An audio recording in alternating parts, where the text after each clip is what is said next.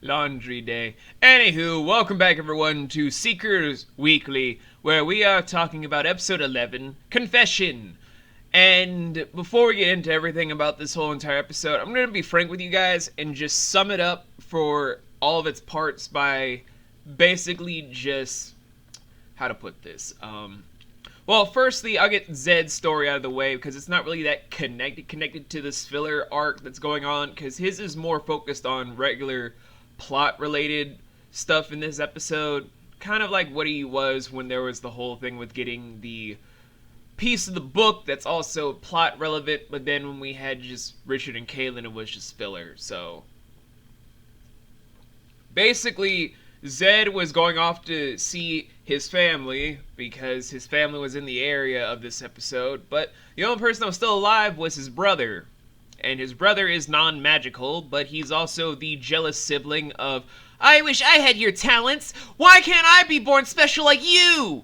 But it's also sort of that one character that's very money-grubbing, you know, those types of characters. And after there's a bonding experience where Zed saves him from being beaten the fuck up or potentially killed by someone he owes money to, they end up reconnecting, patching up some old wounds, just chatting up, and then they get a plot-relevant item of a key to a place called Tamaran.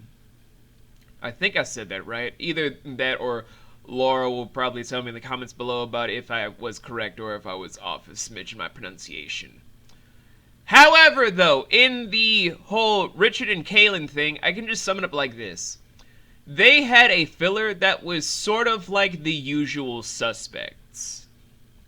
If you guys don't know what that film is basically about, it's a film about a person that committed a long series of crimes and told the detective every last detail, but they didn't understand that it was the person until it was too late, because they only saw certain fragments that they wanted to see, heard everything that they wanted to hear, but never once pieced it together that that was the true culprit.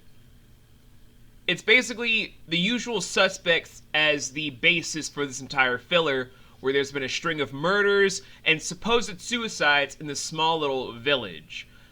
One of them is tied to Kaylin as being a close friend of hers, so they were just being there since Kaylin can't go without the Seeker and Richard is bound to his girlfriend. So they were there anyway to try and find the culprit, but every time they kept getting the wrong suspect, the wrong information, until the very end when everything started to click from certain context clues to finally get a hold of who was truly responsible. The person that was supposedly in charge of the secured watch of the entire city/village. And by doing so has caused a filler arc that made me just really feel weirded out that I remembered The Usual Suspects as the basis for a medieval setting that's basically a better version of Game of Thrones than Game of Thrones. Holy shit, that's a weird paradox of references and homages in one small thing, and I can't believe I stopped trying to edit all of these to make it seem like I'm coherently smart. Woo boy. So yeah, Confession is just a slightly plot relevant but mostly filler based episode, not like last week where, oh boy, still tackling that subject matter, cause woo boy, not comfortable with that one. Nope. God, no. No. That still makes me feel a little bit weird. But this one, I honestly could get behind because we got to learn a little bit more about Zed's family, which is at the same time learning a little bit more about Richard's maternal side, since his mom was Zed's daughter. I think. It's been a minute.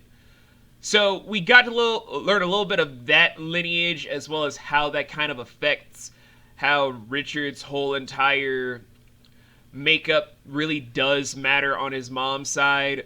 But at the same time, it just kind of fleshes out what we already know, that the bond between Richard and Kaylin is just the coherent meshing of gears together so that people could feel oh so happy. Because their ship is now sailing at full speed is what I'm getting at. So, yeah, there's not a lot you could really discern from this episode. It's just like any other episode that's just filler based. It's good for what it is, but it only leaves you wanting more. There aren't a lot of heavy real life notes to take from this like last week, because oh my god, just seriously, what the fuck? But there are enough things that make you just sort of ask for more. You get what I mean? If you do, then good. If you don't, then it's basically a small appetizer for the main course meal. That's what this all feels like when there's so much filler, it's a bunch of finger foods, and the main dish isn't ready yet because you're just still waiting for them to finish your meal. And you're really, really hungry.